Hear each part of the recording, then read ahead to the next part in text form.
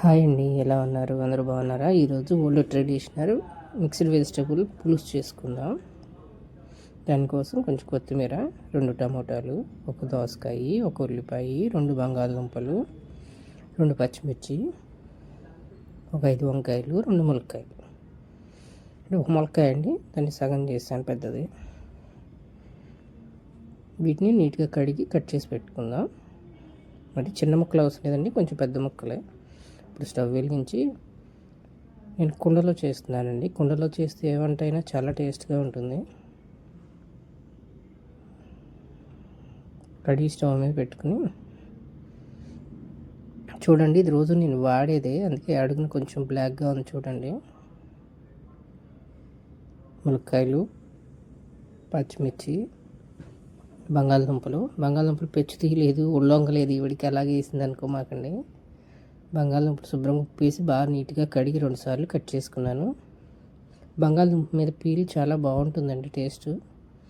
ఇష్టమైన వాళ్ళు వేసుకోండి, లేదంటే పీల్ తీసి వేసుకోండి. దోసకాయ వేసాను, దోసకాయ కూడా చేదు చూసి వేసుకోండి. తర్వాత టమోటా, ఉల్లిపాయ వేసాను.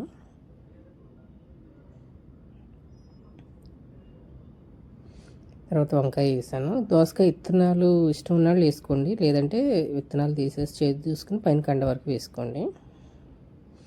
మీ ఇష్టాన్ని బట్టి అడ్జస్ట్ చేసుకోండి. తర్వాత ఒక చిన్న టీ గ్లాస్ నీళ్ళు పోస్తున్నాను. నీళ్ళు పోసి మూత పెట్టి ఉడికించుకుందాం. ఆల్రెడీ వెజిటబుల్స్లో వాటర్ ఉంటుందండి, అందుకని కొంచెమే పోసాను నేను. సిమ్లో పెట్టేద్దాం. సిమ్లో పెట్టేసి బాగా ఉడికించుకుందాం. కొంచెం చింతపండు నానబెట్టుకుంటున్నాను, కడిగి నానబెడుతున్నాను. కడుక్కోండి, చింతపండు ఇసుకుంటుంది, ఒకసారి కడిగేసి నానబెట్టుకోండి. కొన్ని ఉడికినాక సగం అయినాయి చూడండి, ఇందాక ఫుల్గా ఉన్నాయి. అందులో చింతపండు నీళ్ళు పోసుకుందాం. చింతపండు కొంచెం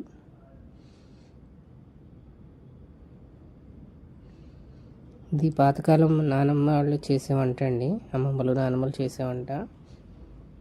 ఇందులో కొంచెం ఉప్పు వేస్తున్నాను, కొంచెం పసుపు వేస్తున్నాను. 1 స్పూన్ ఉప్పు, 1 స్పూన్ పసుపు వేసానండి. ఒకసారి కలిపి మూతపెట్టి పక్కన పెట్టుకుందాం. అమ్మమ్మలు నానమ్మలు కూరగాయలు ఎక్కువ ఉండేవి కదండి, ఇంట్లోనే పండించుకునేవాళ్ళు కదా. అవి రెండు కూరగాయలు ఉండేవి. అంటే చెట్లకి 2 వంకాయలు, 2 టమాటాలు, చెట్టుకు 1 ములక్కాయ అట్లా ఉండేవి కదా. వాటితో వాటితో అడ్జస్ట్ చేసి చేసుకునేవాళ్ళు అండి. కూరగాయలు లేవు అని చూసేవాళ్ళు కాదు, ఇంట్లో వాటితోనే ఏది ఉంటుంది అడ్జస్ట్ చేసుకునేవాళ్ళు. దీంట్లో నేను 2 స్పూన్లు కారం వేసానండి. ముక్క బాగా ఉడికిన తర్వాత కారం వేసుకోండి, ముందే వేస్తే ముక్క ఉడకడానికి టైం పడుతుంది. బంగాళదుంప ఒకసారి చెక్ చేసుకోండి, చూసారు ఉడికిపోయింది. ములక్కాయని చూడండి, గ్యాప్ వచ్చింది ములక్కాయ మధ్యలో, ఇట్లా గ్యాప్ వస్తే ఉడికిపోయినట్టే అండి. మూత పెట్టేసి తాలింపు వేసుకుందాం. పక్కన పెట్టేశాను. స్టవ్ వెలిగించి బాండి ఆయిల్ వేడి చేసుకుని, ఇది కొంచెం ఫాస్ట్ ఫార్వర్డ్లో పెడతానండి, లెందీ అయిపోతుంది వీడియో అని. దాంట్లో తాలింపు దినుసులు వేసుకుని వెల్లుల్లిపాయ, కరివేపాకు వేస్తున్నాను. తర్వాత ఉల్లిపాయ వేస్తున్నాను కొంచెం అండి, ఇందాక కట్ చేసుకున్న ఉల్లిపాయలు కొంచెం ఉంచాను, అవి వేసాను. కొత్తిమీర కూడా వేసి బాగా ఫ్రై చేసుకోండి.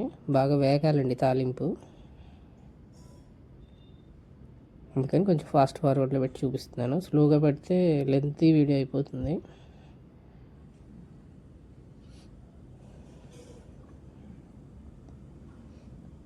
బాగా వేయించుకోండి. వేయించుకున్నాక తాలింపు దాంట్లో కలుపుకుందాం. ఉప్పు కారం ఒకసారి చెక్ చేసుకోండి. ఇష్టం ఉన్నవాళ్ళు కొంచెం చిన్న బెల్లం ముక్క వేసుకోవచ్చు, ఇష్టం లేని వాళ్ళు స్కిప్ చేసేయండి. ఈ కర్రీ చాలా టేస్ట్ బాగుంటుందండి. వెజ్లో కూడా ఇంత టేస్టీ కర్రీస్ ఉన్నాయని మీకు తిన్నా అర్థమవుతుంది. ఒకసారి తిని నచ్చితే లైక్ చేయండి, షేర్ చేయండి, సబ్స్క్రైబ్ చేసుకోండి. ఎలా ఉందో కామెంట్ చేయండి. Thank you.